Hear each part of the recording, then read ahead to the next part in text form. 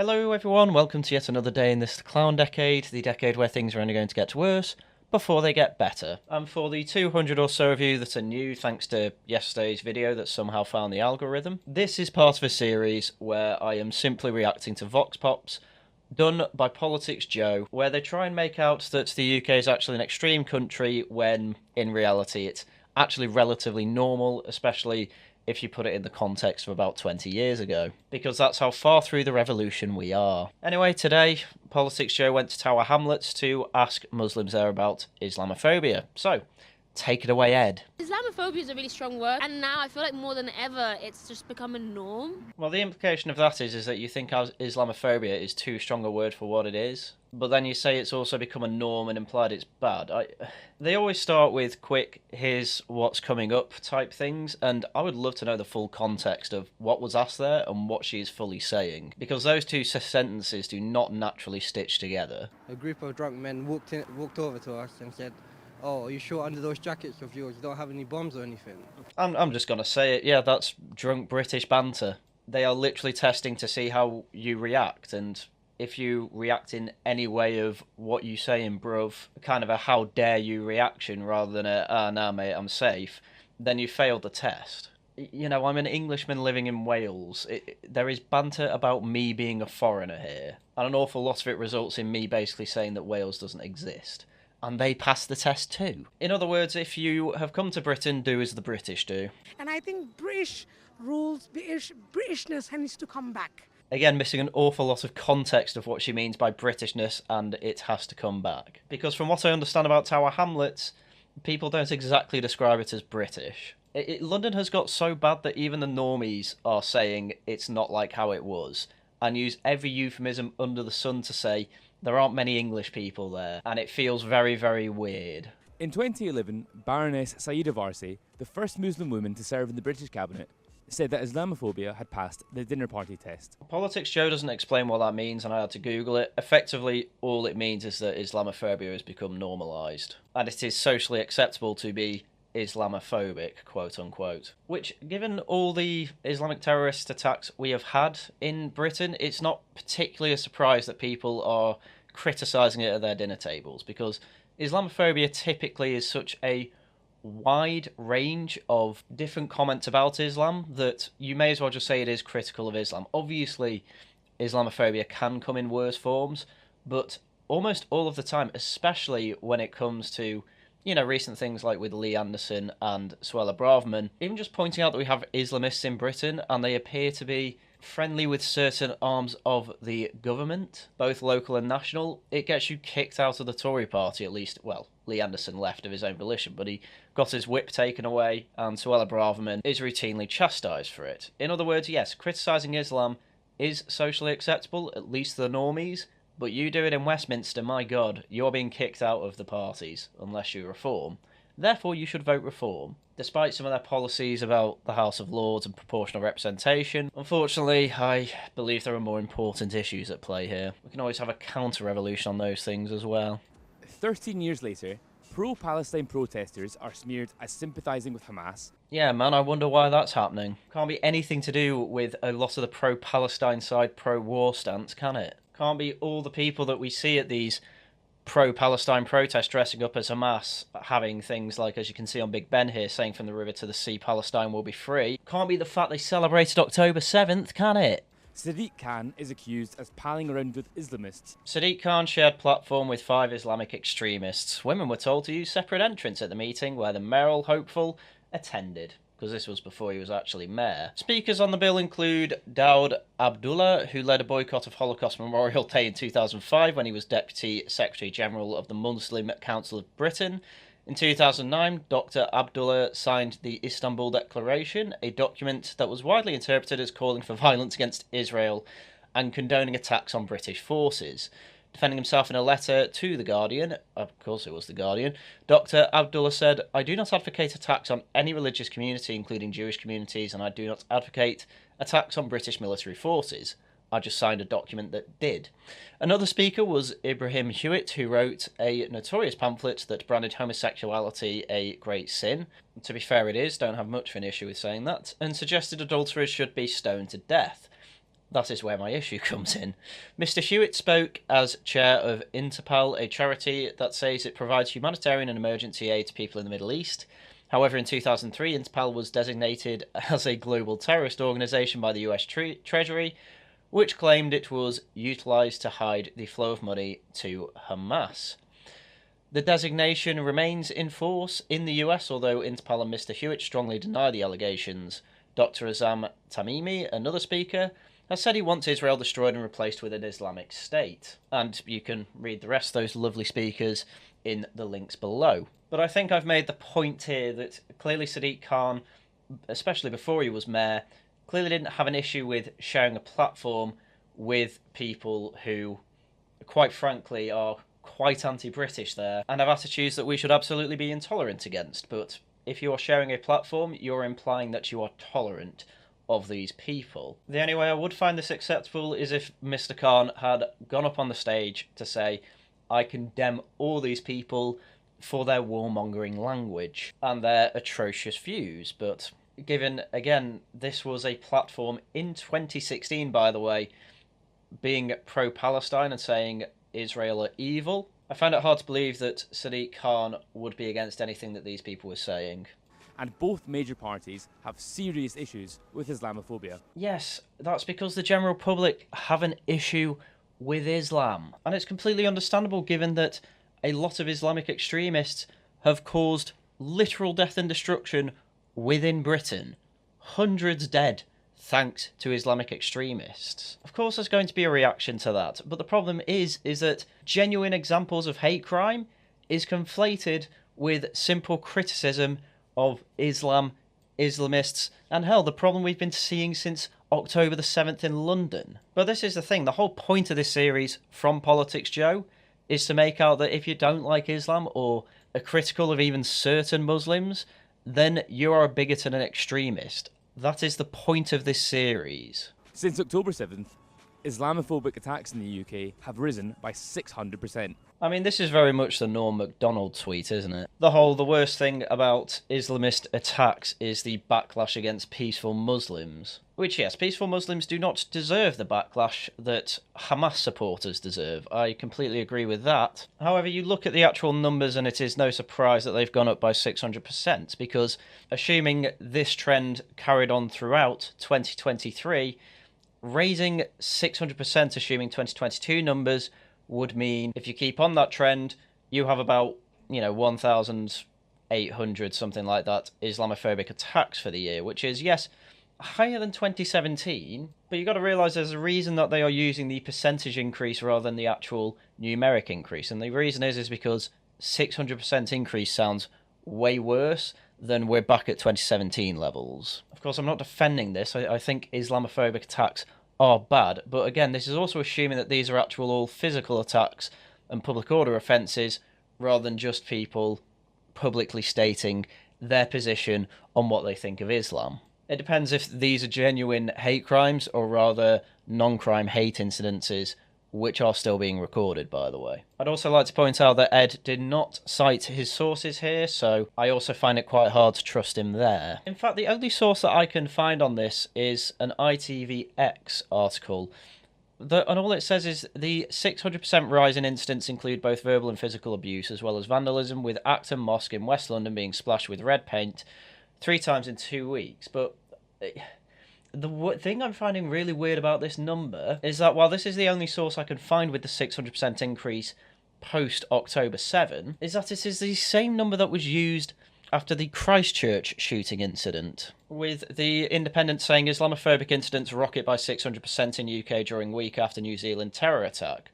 Monitor Tel Mama says perpetrators have been using language, symbols or actions inspired by Christchurch atrocity. Now, that's not to say that this is impossible, but this is definitely one of those cases of if I had £1 for every time Islamophobic hate attacks went up by 600% in the UK, I'd have £2, which isn't a lot, but it's weird that it happened twice. I mean, obviously I'm taking into account that they are probably rounding the numbers here, but still, for that to happen twice is very strange. Especially since that before with the police numbers, 2019 attacks actually went down. I don't understand where the 600% came from. Muslims remain a reliable punching bag in the UK, This whole video is going to be Victim Olympics, by the way, you can just tell. A convenient other to vilify when the chips are down. It's easier to blame pesky brown people than it is to sort out the economy. Do you think people are blaming Muslims for the economy? Whenever the issue of Islam comes up, it's never, oh my god, they've made GDP drop. When the Manchester bombing happened, who was talking about the economy? The only time I can think of where it does come up is when it comes to funding illegal migrants who come over here, who, an awful lot of the time, yes, they don't appear to be European. And that cost us, what, 7 million a day? 1.6 billion a year, something like that? In fact, no, it's close to 2.6 billion a year. That's the only time it really comes up. The suppressing of wages argument for, working class jobs, say, that's been a talking point for years, even when it was, white Europeans coming over here during the EU days. It really does show just how absolutely insane leftists are when they think that this is a good summation of the situation that is going on. Again, the majority of Muslims are perfectly peaceful people who are happy to be part of Britain. However, there is no doubt that there is going to be problems that occur when Britain allows Wahhabi Muslims in, when Saudi Arabia and the Islamic world won't even let them exist. Which explains why so many mainstream politicians are doing just that. Whenever Lee Anderson or Suella Braverman were talking about the problems with Islam and with extreme Muslims, the economy never comes up. Like, you simply have to ignore the hundreds of deaths that Britain has suffered at the hands of Islamic extremists to come up with an absolutely insane introduction like this. Again, the whole point of this video by Politics Joe is to make you seem like an extremist if you criticise Islam or Muslims in any way. Whether as a whole group or whether individually, it doesn't matter to them. I want to meet the people facing the brunt of it. So, I've come to Tower Hamlets, the most Muslim place in the UK. You think the most Muslim place in the UK is going to be where Muslims are getting the worst Islamophobic abuse? The place where they are going to inevitably have the largest support network? The place with the least English people in Britain? Yeah, I don't think so. Bengali Muslim workers started to move here in big numbers in the 60s, and as more settled, the community faced serious racism. Racial tensions were so bad that the National Front moved their headquarters to Shoreditch in 1978. Well, assuming that one of their big problems was they are going to displace white people, according to the most recent census, that is true. With Bangladeshi being the overall majority ethnicity within the borough, and whites, not even necessarily white British, making up 24%. White British actually making up about 23%. So I'm just saying, if National Front had that as one of their main issues, it turns out that they were right. Not that I support National Front, but you have to really understand that if you do have a cohort of your own countrymen who are pointing out a problem and are deeply caring about said problem, and it turns out they're right, and they are chastised for that, it's not going to improve the way that they think. In fact, if anything, it's going to reinforce it. And so I wouldn't be shocked if these issues you are seeing are getting worse. Again, the point of this video is that you are extreme if you see this as a problem. The same year that a Bengali man called Altab Ali was murdered by 3 teenagers. Yes, that is very bad and tragic, by the way. I am not in no way defending this sort of thing. And the vast majority of people who are worried about the demographic shift in certain parts of England do not support this either. We are not saying murder people. We are saying please cut immigration, it is becoming intolerable. And that's been promised year on year for 2 decades, and we are still not seeing any drop in the immigration numbers we're seeing. I suppose technically we are seeing a bit of a drop, but that's because an awful lot of immigrants couldn't come over during COVID, so you got a big push up in 2022 and 2023. Now we're in 2024 and we're back to the levels that they naturally would be, which is still about over 500,000. 50 years on, Tower Hamlets is a melting pot community. Hipsters that are concerned that their eye-watering rent is eating into their Birkenstock budget live upstairs from 75-year-old market stall traders. Yeah, well, my advice would be check back in about a decade or so and see if those millennial hipsters are still there, or if they've been replaced with Gen Z hipsters. Because, yeah, the numbers are only going in one direction, my dude. May look like a melting pot at the moment, but at some point, when you put enough of just one ingredient into said melting pot, that melting pot just becomes that ingredient.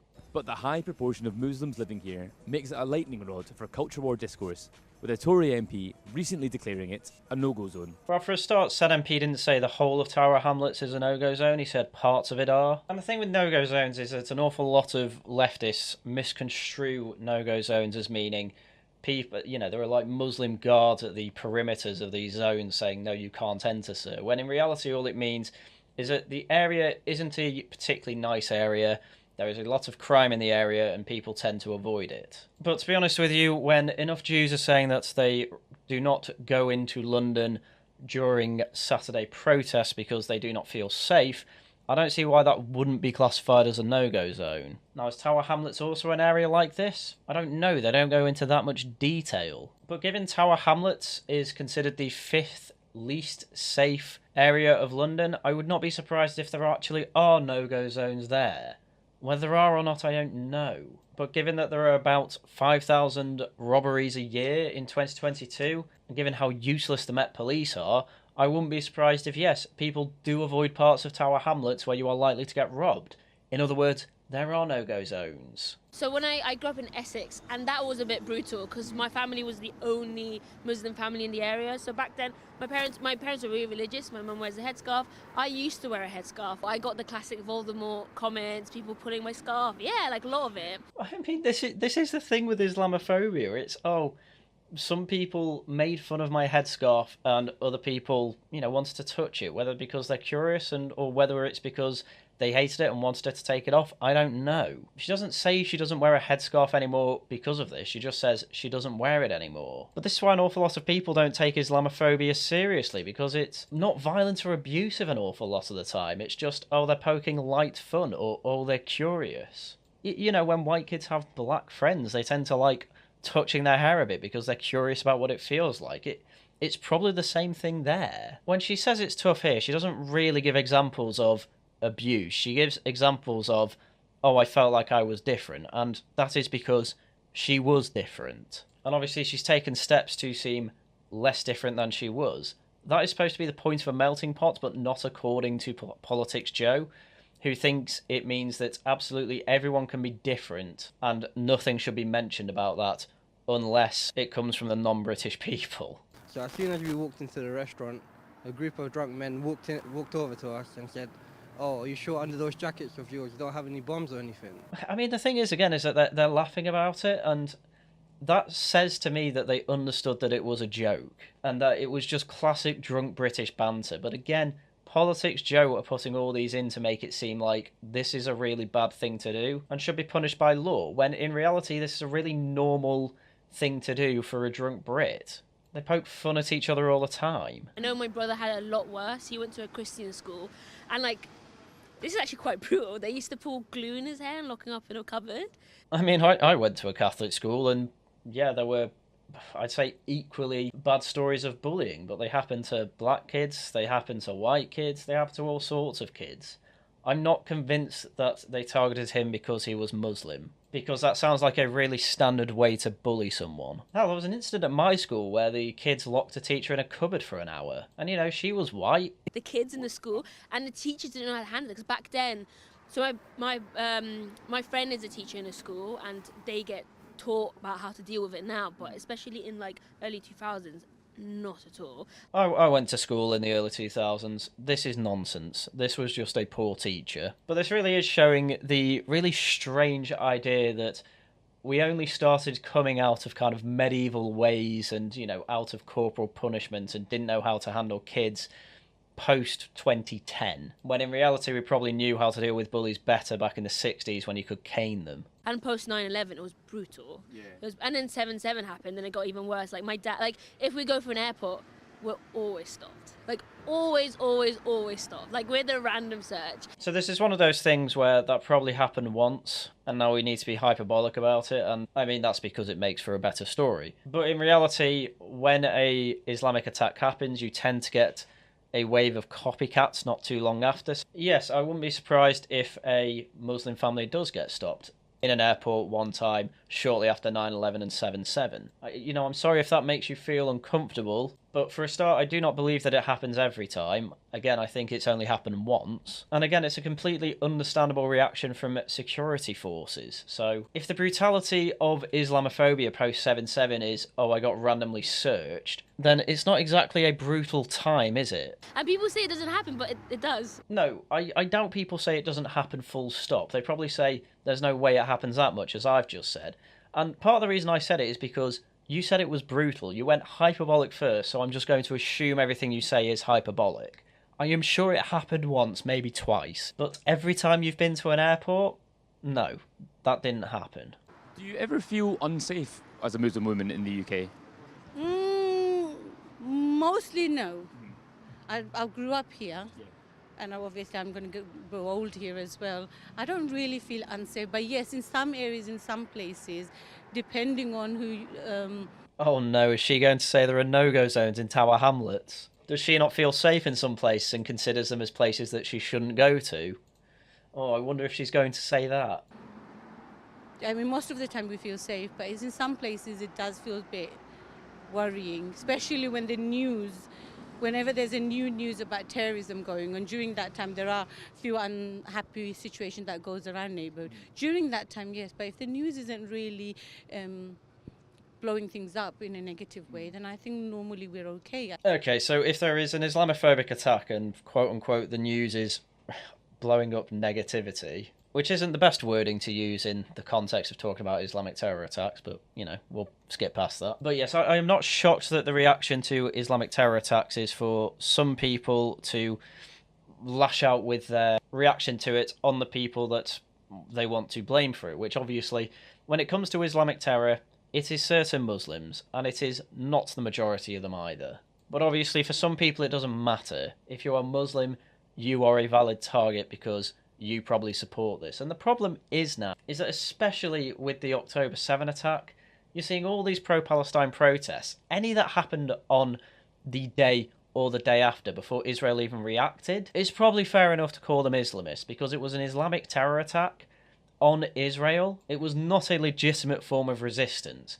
And if people are going about saying it's a victory, and people, as they did in Bradford, refuse to condemn it, then I can understand why people wouldn't think it's as much as a minority as it probably is. And yes, it's a shame that innocent people are suffering under this. But this is part of the problem. This is why so many people ask, you know, do you condemn Hamas? Because if you don't, of course people are going to assume you're pro-terrorist and pro-Islamist.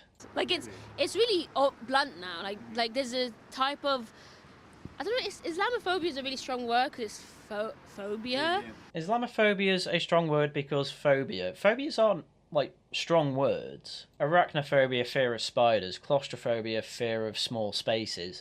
Islamophobia doesn't actually mean fear of Muslims. It means hatred of Muslims. So if anything, it's actually making the concept seem weaker than it actually is, which is another reason people don't take it seriously, because the implication is that it is an unjustified fear of said group. And as a lot of people say, and I don't necessarily agree with them on this, but it's not unjustified because of the attacks, because of, you know, X, Y, and Z else that's negative. They don't see it as an unjustified fear. And, you know, I hate the idea of transphobia, homophobia, Islamophobia. It's all just ways, in reality, to shut people out of debate. As has happened with Lee Anderson, as has happened to Suella Braverman, as has happened to anyone that has mentioned a no-go zone. You call them Islamophobic and instantly they either have to apologise or they are kicked out of polite political debate. So, of course, people who it advantages are going to big it up, because it advantages them. They're incentivised to big it up. And now I feel like more than ever, it's just become a norm, I feel like, to behave this way towards, like, certain groups of people. Look, yes, bullying is normal. Being curious about things that are different to what you're used to are normal. Getting randomly stopped at security in airports, you know, fair enough. That's not normal. But if the world has just suffered an Islamic terror attack, yes, people who are Muslim are the ones who are going to get searched at that point, because they are more likely to be involved in a terror attack. It's just a reality of life. I wouldn't take it personally. you probably got taken away, searched slightly more than other people, and let on your way. You know, it's not that bad. It's really not that bad. And if these are your examples of Islamophobic attacks, then no wonder people aren't taking it seriously as a problem. Because there have been genuine examples of Islamophobic attacks. You know, mosques attacked. Muslim people have been attacked. Although that doesn't seem as prevalent as it did in, say, 2017. So there are genuine issues and genuine cases of violent Islamophobia, but none of your examples really cover that. And, you know, this is part of the problem. If you're hyperbolic with it, people aren't going to take it as seriously as they probably should. Also, come up with a different word. I hate having to use Islamophobia. Used to live in this area many years ago. Yeah. What was it like back then? A lot different. Yeah, no, I'm not surprised. Even in the 80s, I believe it was about 80% white, and then, yeah, rapidly over the next 40 years, it goes down to 20%. They lost 60% of the white British population in Tower Hamlets.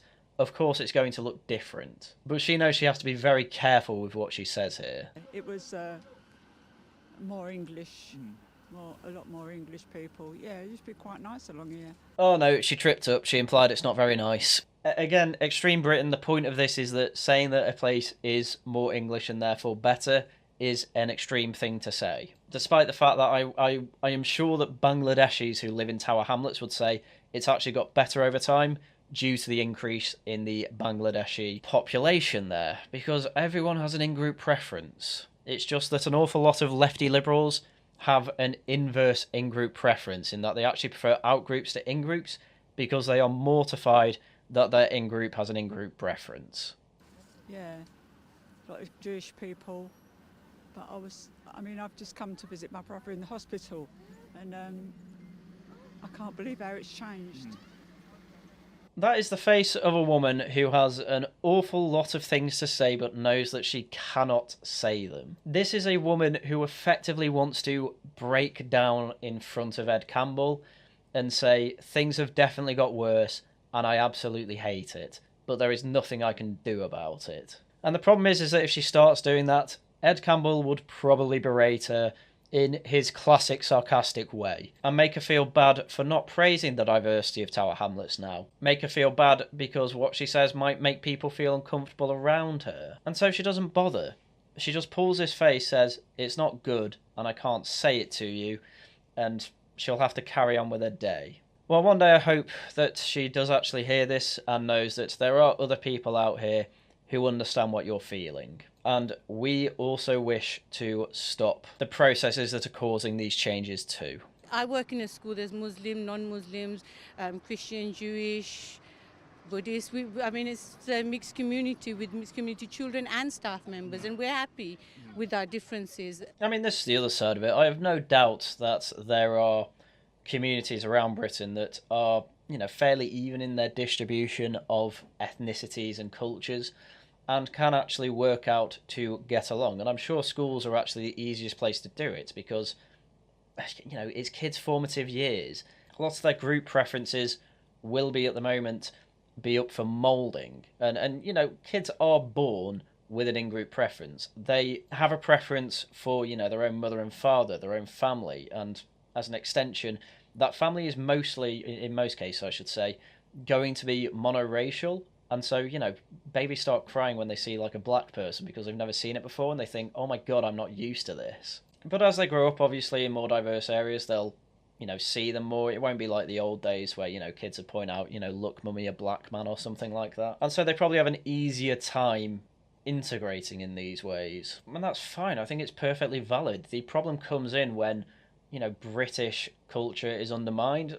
In reality, we need to make the monoculture and assimilate them into that. And I think, the monoculture, religion doesn't massively come into it as long as you are literally culturally Christian. But that's where the problem comes in. Not everyone wants to be culturally Christian. We try to find the similarities within the differences and we get along very well. I hate that really 1984 term of, there is similarities in differences. Because they don't mean, we see the similarities. They mean, we have tolerance of the differences. That's all they mean here. And that's not shown in the news. In the news, it's always shown either there are a lot of Islamophobic going on, or either a lot of terrorism going on. Yes, and it is a psychological thing, but that is being reported because it is outside of the norm. Again, Islamophobic attacks have been dropping for years, and that news is never really reported on. However, you get a 600% increase, and all of a sudden you're going to think, wow, there must be millions of incidences, when in reality it's a few thousand. In fact, even a few thousand is overblowing the issue. It's just over 1,000, just under 2,000, doesn't matter. It's not that many, and the problem is constantly overblown. And this video is a result of the reporting overblowing the issue, by the way. Literally most people here have said, yeah, it's not really a problem. The worst we get is a bit of banter. That's the general consensus here. And most of the time, if something negative does happen, and if a Muslim person is behind it, it's labelled as terrorism. But when it's a non-Muslim doing it, then it's named under a certain type of a crime. I mean, at this point, that's just nonsense. They are constantly called hate crimes, and if they are not called hate crimes, they are called terrorism. We have plenty of examples of it. The thing with terrorism is that it has to push a certain ideology. For it to be a hate crime, it just has to be, as it implies, an actual hatred for said person based on an immutable characteristic. I mean, here's an example from this week. A student terrorist who made bomb manuals for misfits and nobodies jailed. You know, here's a white kid who is literally called a terrorist, and they didn't even manage to do the terror attack. It's just nonsense that white people aren't called terrorists. He's a radical left-wing terrorist, by the way. He supported the Green Party. So at this point, we actually have more convicted terrorists who are Green Party supporters than are Reform Party supporters. I love pointing that fact out. I mean, from my point of view, what politicians do and everything is doing, I think there is a big responsibility of the Muslim community in that, because we have tried to change the British that, you have that, something about Britain. It is totally different now. It's nothing like Britain before. It's everybody's like doing their own thing, and they want to adapt everything. So this country's own culture has disappeared.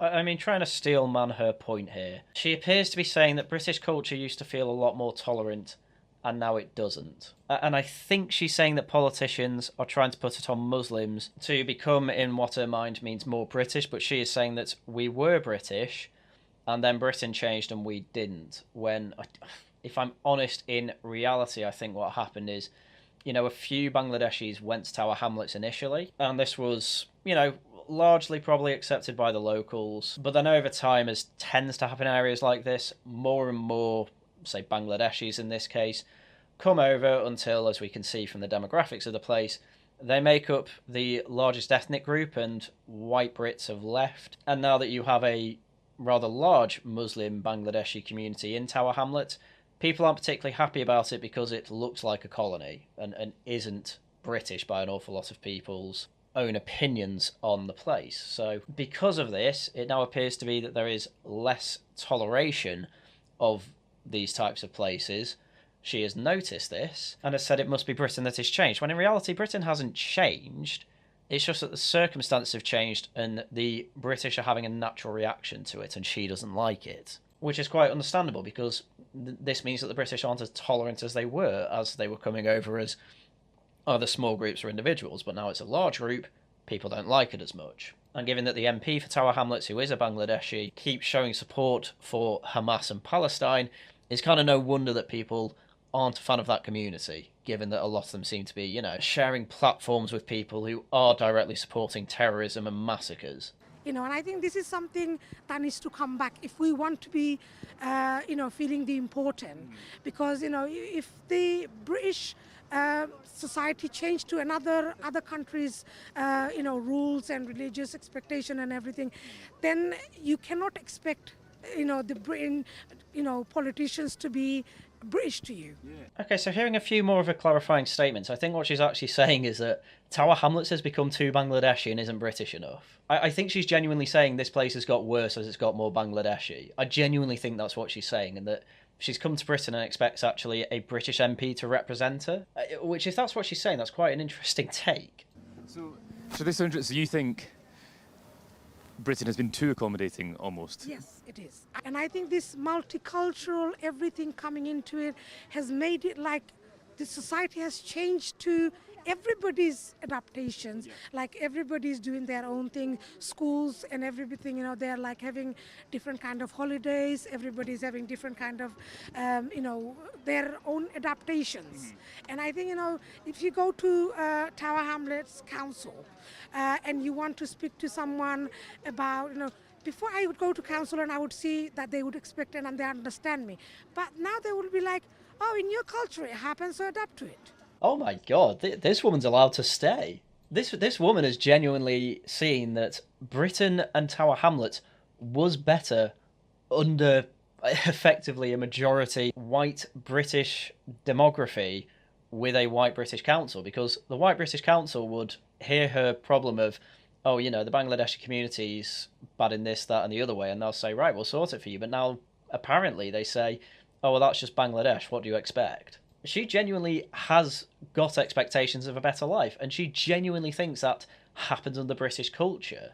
Like, this is a person who is integrated fairly well. This is probably unironically someone who thinks that colonialisation is a good thing, by the way. Interesting take, I have to say. Also, discussion when people talk about British politics, people talk about, like, British Muslims as a homogenous group. Yeah.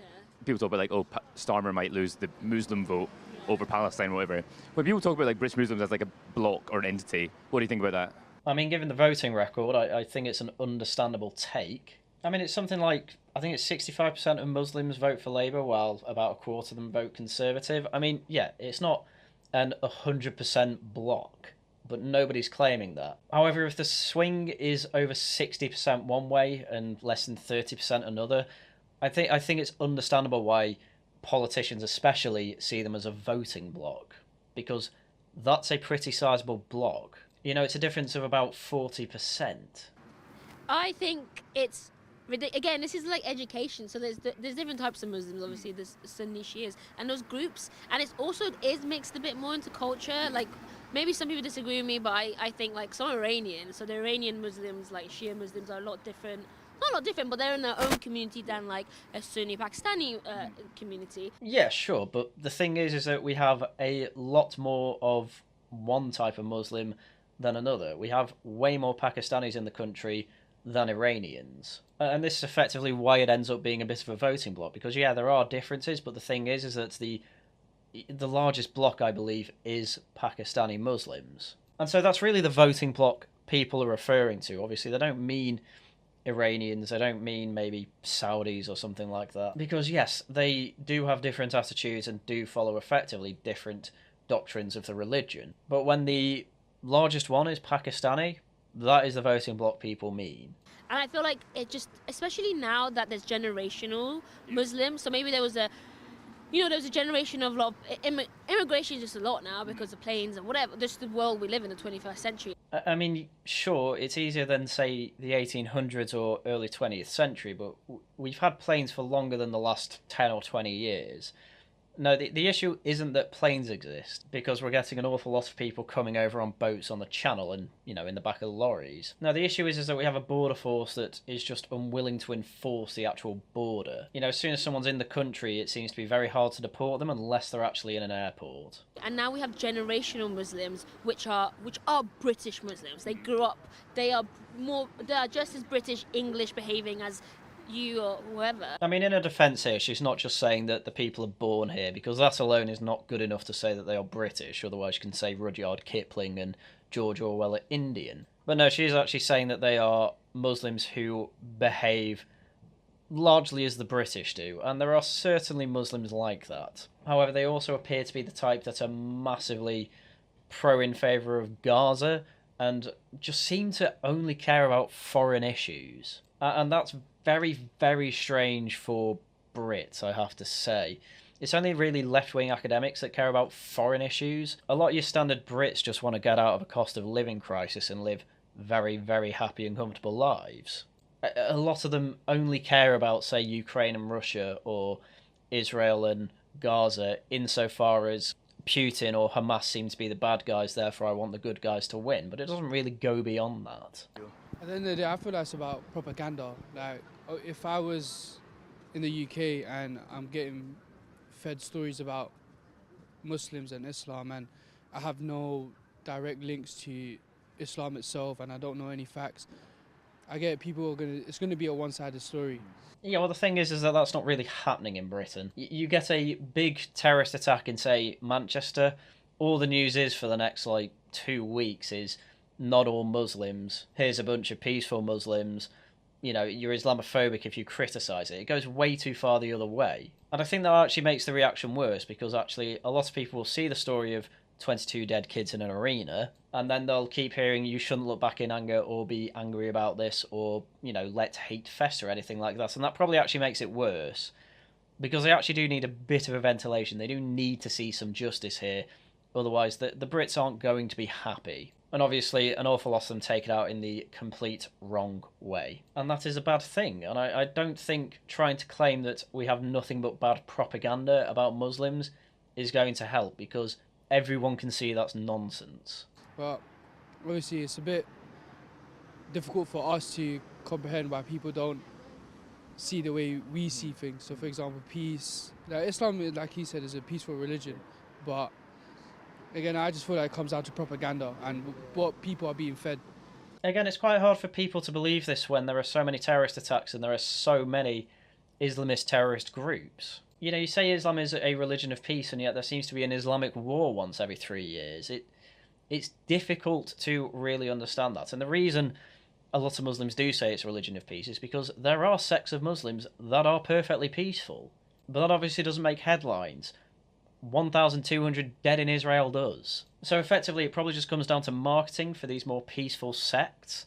They do need to loudly condemn all these Islamic terror attacks, condemn all of these, problems that are going on in the Middle East and the Islamic world. And that may seem unfair, but at the end of the day, you've got to deal with human psychology. People are going to assume that at the very best, you tacitly support the terrorist attacks if you don't condemn them. Because all they see is Muslims saying nothing about it, and in some ways silence probably is worse than just staying silent about it. Is it fair? I'm not saying whether it's fair or not. It's just the best thing to do. And at the end of the day, minority shouldn't present the majority. Just because 2% of people do wrong doesn't mean 98% of people do bad. Yeah. Yes, I do agree, but then again, the problem is that when you have big crowds not condemning Hamas, you have big crowds cheering that October 7th was a victory, it makes it very difficult to discern who the minority are unless they condemn it. Because you see a big crowd of people, you're going to assume, it must be a lot of them that agree with it then. Again, is it fair? No, I'm not necessarily saying whether it is or isn't. It's a marketing thing, and you've got to play to human psychology, I'm afraid. You saw this, but recently there was a senior politician who described places like Tower Hamlets as no-go zones. Yeah. What do you make of that? Yeah, see, again, it's another stereotype. East London is just, for the Asians, typical comments like, go back to your hometown, you don't belong here. Yeah, I know. There was a Muslim woman that Ed just interviewed before who said the same thing, effectively. But, yeah, see, stuff like that doesn't affect because we know, our rules and our rights as well. Yeah. So it's one of them ones where we,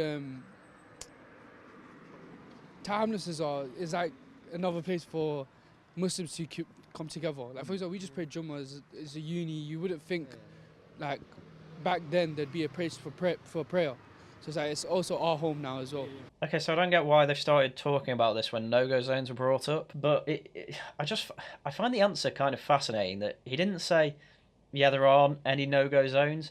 Instead, his reply was, well, yeah, it's our place too now, implying that, yes, this is a no-go zone, but it's not for me. Now, I might be taking a rather harsh reading into that, but again, I'm finding it quite interesting when the answer isn't, oh, yes, there are no-go zones, and instead it's, oh, it's our country, though. It just, again, it might be a human psychology thing. It just comes across in the wrong way. I don't know if this guy is saying whether he's for no-go zones or not. I'm going to be very generous and say, obviously, he's not for no-go zones. However, the answer of, it's my country, though, it's just a little bit suspect. I wouldn't say it's a no-go area. Yeah. I don't know. What do you think? Do you think it's... I don't think it's no. I'm here, haven't I? So yeah, we're here. I don't think it's a no-go area. Yeah. You see, there's a reason that he has misquoted the MP who said, and I may as well quote him at this point, He said that there are no-go areas in parts of Tower Hamlets, not that the whole place is a no-go area. It comes after Paul Scully appeared on BBC Radio London criticising fellow MP Lee Anderson's remarks that Islamists had got control of the mayor. Scully also claimed people are concerned by neighbourhoods changing. Well, we are literally seeing that. We are seeing that in this interview. Even the early immigrants who came over are saying it's changed and I don't like it. In a second interview, the Conservative told BBC London some people are fearful of for going out. There are areas where there are a tiny minority of people who make it uncomfortable for not being of their religion, of their culture, who are misinterpreting their own doctrine. That's not to say Tower Hamlets itself is a no-go area. So yeah, Ed Campbell is completely misquoting MP Scully here and trying to say, oh, aren't these Tory MPs idiots? Look at all these people who are happy about the place. And then it turns out that actually a couple of them aren't happy about the place and actually seem to agree with Scully. And others who are saying, oh no, the whole place isn't a no-go area. But it is my country too, by the way. You know, it's an interesting thing about these extreme Britain things. They go forward with this idea of, we're going to ask these people these kind of probing questions and get them to say, effectively, aren't Tories MPs silly? And maybe we'll get a few gammons in there too to have them say self-reporting racist things as well. And then at the end of it, if you actually listen to what these people are saying, they're actually generally with the majority opinion that, yeah, Tower Hamlets isn't great, and the, you know, Islamophobic hate crimes tend to end up being nothing burgers. This is not actually the answers that they would want, but they still publish it as if it's, you know, putting forward the narrative that multicultural Britain is the greatest thing ever. But the biggest thing is actually the people pausing to think about their answer, because an awful lot of the time, what people are actually doing with these vox pops, especially with Politics Joe, is actually wording their answers in such a way that Politics Joe will want to hear, unless obviously they're older people who don't care anymore. But it's just changed. It's just completely different. Yeah. It's not for English people along here, is it? There's no English clothes, or it's all for Muslims, really. You couldn't shop along here, really, an English person. I mean, yeah, case in point. This boomer's here to say it's changed and I don't like it, and effectively the Politics Joe audience is supposed to take that as this woman is a nasty person and just hates Muslims. When in reality, she knew what Tower Hamlets used to be like and misses it, and just saying that's nostalgia, I think, is a silly thing to say. There is a very good reason that she moved out, and it's probably because she could see these problems coming. I mean, at the end of the day, at 12 a.m. you can walk down Bethnal Green Road and nothing will ever happen to you. Unless you have a problem with someone, someone else can have a problem with you. If you don't have a problem and you're getting about things in your own way, you're happily to walk. You're more than welcome to walk down the road. Nothing's gonna happen anyway. I mean, 5,000 robberies a year in Tower Hamlets, I don't know about that, man. To be fair, I have no doubts I assume that's the main street in Tower Hamlets that's probably well lit and has CCTV. Isn't typically the place that you're going to get robbed, but I also have no doubt that it would happen too, given that in my previous videos, I'm sure most of you have seen, Matthew Stadlin got robbed in broad daylight somewhere else in London by a kid on a moped. I mean, the same thing would probably happen in Tower Hamlets. But coming into the Asian community and multicultural community, a lot of the time I feel I am isolated because of a lot of people judging. A lot of people will look at you, your own cultural people or community people will look at you and they just make comments or they judge you. So it feels like you're more isolated in your own community.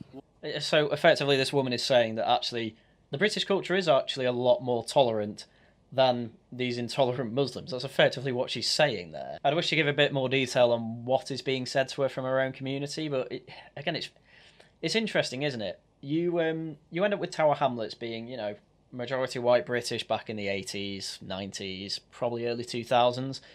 It then turns over to, you know, minority white British, and you end up with, you know, the biggest group being Bangladeshi Muslims, and a Bangladeshi Muslim actually doesn't like it. They prefer the tolerant British, go about your life and follow common law and you will be fine. No, she doesn't. She much prefers that. She much prefers that to the apparent social shaming that happens with a lot of Bangladeshi Muslims. What comments would they make? Basically, they will look at and make a comment like, you know, how do you look, how you appear. A woman, as a woman, you should be having more restrictions than men. So I really feel that, you know, it is it is very difficult to live in a Muslim community than a non-Muslim community.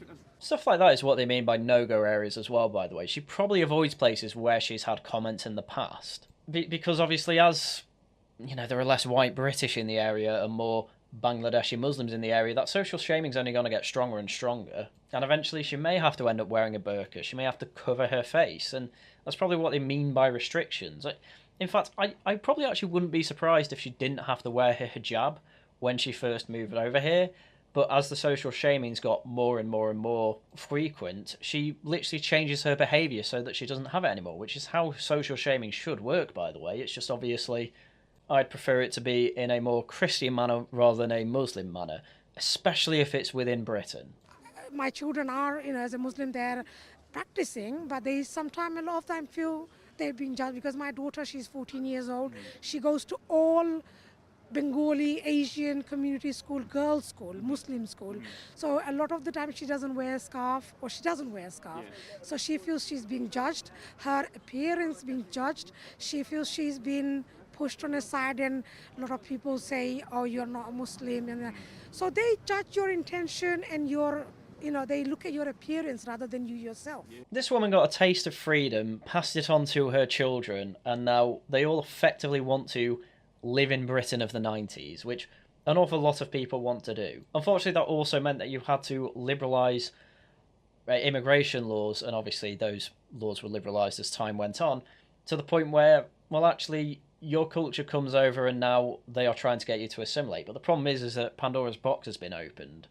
She wants to be part of British culture rather than the Bengali culture. The problem is, I imagine, is that she likely has a husband who is in control of where the family goes and what the family does. I imagine if she was given her own choice, she'd probably rather move out of London. Or the other thing is that she might have a council house and it's quite difficult for her to get the approval to actually move to another council house somewhere else in the country. That could also be an issue. But when I say people should integrate and should assimilate into British culture, this woman is a result of that. This is the type of person that I'd want, obviously in much smaller numbers than are coming over at the moment, because she does want to be part of Britain. She does genuinely love British culture and wants to be part of it, but she's actually being robbed of that privilege by being in Tower Hamlets, which is the exact opposite take that Politics Joe really wants from here. So I suppose they should be commended for actually letting her speak and publishing it. I don't think it's a no-go area. It's lovely. It's round the corner. I mean, a lot of rich people moved in around here. So it can't be a no-go area. Yeah. Bethnal Green and Hackney, they're lovely areas, Again, it was mentioned before, but I'll reiterate, it isn't that the entire area is no-go areas. It is that certain parts of these boroughs are no-go areas. And, in Hackney, I wouldn't be shocked if there is. In, the fifth unsafest borough in London, Tower Hamlets, is obviously going to have no-go areas. There's no question about that. I think people try and discredit the pro-Palestinian movement by describing it as that's a Hamas march. This is like, instead of recognizing for what it is, people try to discredit it by associating it with like radical Islam. Yeah, well, that's probably just because, we keep finding radical Islamists at these marches, and, the marches seem to have an awful lot of trouble actually condemning radical Islam. I've been keeping an eye on the pro-Palestinian movement for, since it started, really. I am still yet to actually see anyone from any of these marches actually condemn Hamas or any terrorism that happened. So, you say, oh, it's conflated with terrorism. That's wrong, isn't it? No, not really. If you can't even say, yeah, they probably shouldn't have raped women, killed kids, and shot into a perfectly peaceful music festival, then, yeah, I'm going to assume you're pro-terrorist and pro-Hamas. What do you make of that tactic by politicians or people I think it's cowardly. I think it's so cowardly. It's such an obvious scape. If you look at history of politics and whatever, scapegoats have always existed in every type of political movement, in any type of spin doctor. See, this is the problem with only really learning about Nazi Germany in history. All people really know about political history is World War II, and all they really know about that is specifically Nazi Germany. They'll hear, oh, they scapegoated the Jews and got voted in based on that, when it's a hell of a lot more complicated than that. And so people's only main takeaway is, oh my god, politics is just about scapegoating and then trying to get voted in on that scapegoat, when in reality politics is a lot less boring than that. It's pointing out there's a problem, trying to work out what that problem is, and then trying to sell to the voters how they are going to be the answer to that problem. The problem with politics these days is that an awful lot of the time, because of universal suffrage, it's, a lot of you feel like you're poor, well, we'll make you feel richer. Whereas really at this point, cost of living is obviously one of the biggest ones, but immigration has also become a big one, and that's not due to any particular politician. I mean, technically, it's down to Tony Blair for opening the floodgates to mass immigration, sure, but the white English woman who's been interviewed in this Vox Pop, she represents an awful lot of people because they see these places and say, it's changed, I don't really like it, can we stop that please? That's not scapegoating, that's just, a natural reaction to change that people don't like. They say, I want that stopped, please. And, to say, it's cowardly to say all pro-Palestine protesters are pro-Hamas. One, no one's saying that. And two, again, as I went through before, it's not unreasonable to make that assumption given that they seem to have an awfully hard time actually condemning terrorism. Like, the case when it comes to Palestine, it's not even about that anymore. At all. Of course, the Muslim. It's not because they're Muslim. It's because they come from backgrounds when they see these people, they identify with them more.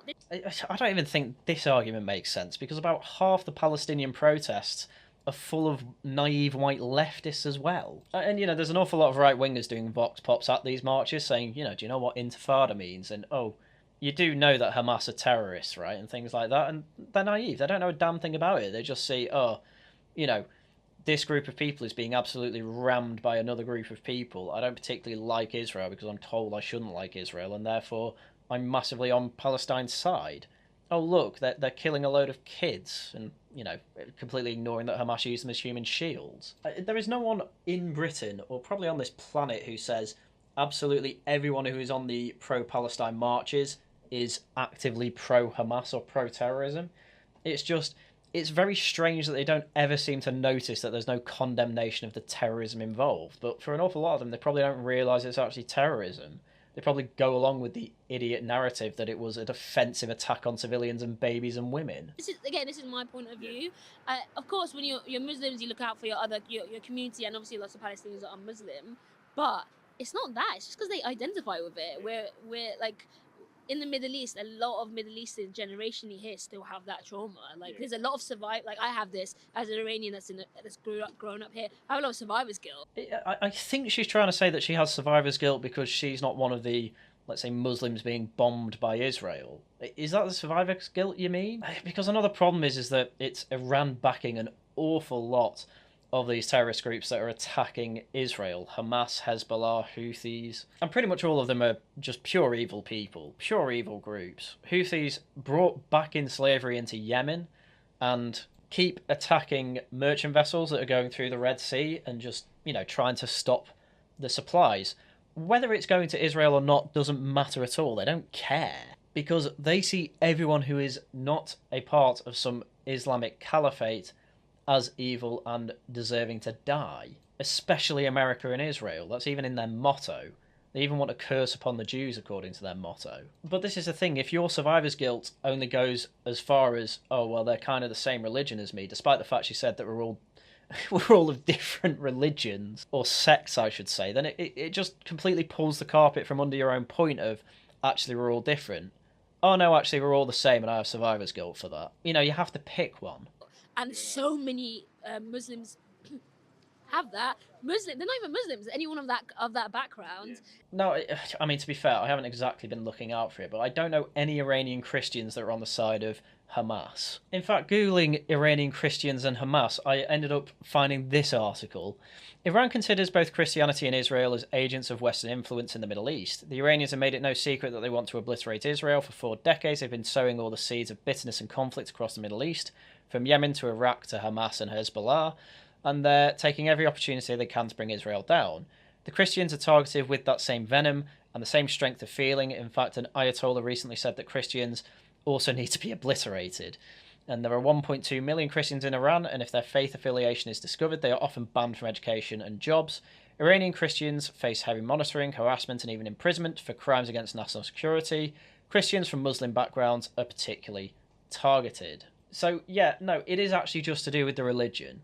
Don't say, oh, even if they're not Muslim. No, if they're not Muslim, they are seen as Jews. So, again, well done for being just showing that you're completely uneducated and that all you really care about is following your incentives of what can improve my position in Britain. And I would take notice of that because apparently to her, being pro-Palestine and playing apologia for the pro-Palestine marches, despite them being seemingly full of Islamists, plays into her incentives to have a better position in Britain.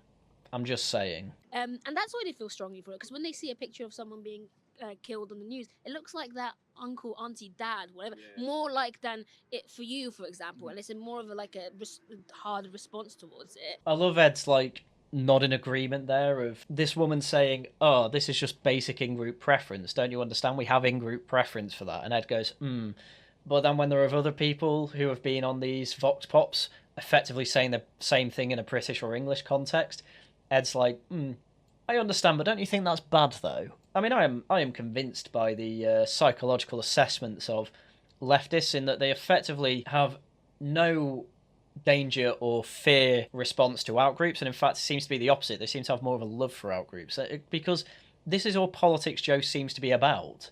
Isn't the outgroup much better than our in-group? And I have no doubt that a lot of people from the Middle East do agree with this perspective of, oh well, the Palestinians look like me, therefore I need to support them, whereas in reality I think a lot of sensible ones will say, hang on a minute, with the history of Israel and the Middle East in that area, effectively Israel have done all they can just to survive. It's not their fault that they're better at war than you. Maybe release the hostages you took and just be happy with what you've given, but whatever. That was Tower Hamlets.